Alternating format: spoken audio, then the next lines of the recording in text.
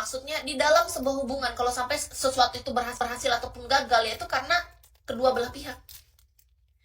Pasangan bersama tetap utuh, ya pasti di dalamnya banyak perbaikan, ya kan, dari kedua belah pihak. Pasangan yang akhirnya memutuskan untuk berpisah pun dianggap orang misalnya itu gagal, ya kan. Tapi ya kegagalannya bukan karena sendiri, ya memang karena kedua belah pihak memutuskan untuk perpisahan itu.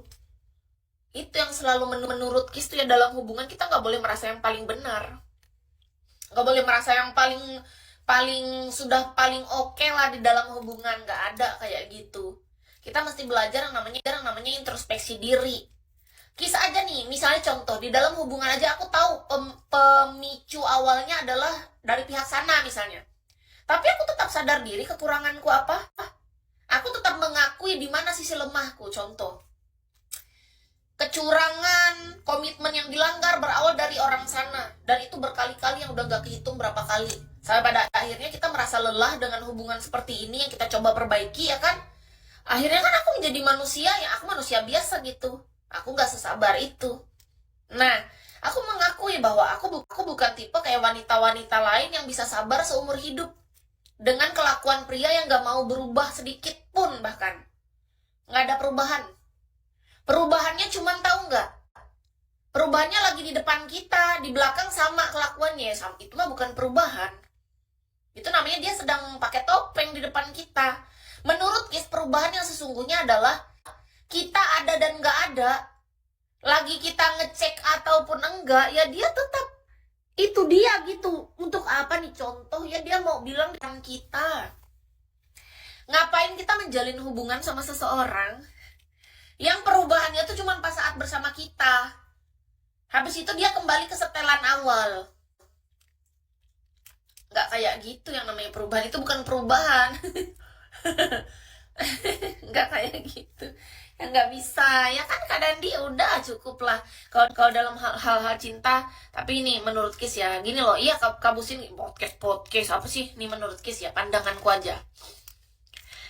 Kalau ditanya, apakah aku yang makasih sama Kak Busin udah bawa diamond. Apakah kamu masih percaya cinta di dunia ini ada? Aku percaya Kak, ada. Cuman memang belum dipertemukan. Karena orang yang benar-benar ngerti arti cinta dan melalui tindakan dan ucapannya nyata, itu memang minoritas, sangat sedikit. Jadi kita memang mesti mempersiapkan diri kita sendiri terlebih dahulu untuk mendapatkan yang layak. Kita harus melayakkan diri terlebih dahulu. Perubahannya cuma 20%, pakai persen-persen, kayak statistik, matematika kita. Aku nggak perlu menghitung persen, Kak. Intinya yang aku tahu, aku punya dulu deket sama cowok, mantanku terakhir.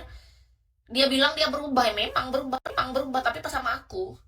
Di belakang, pas nggak sama aku, sama nih, nggak ada bedanya. Apa gunanya woi berubah, tapi berubah pas saat ada kita. Udahlah, nggak perlu kayak gitu, nggak enak.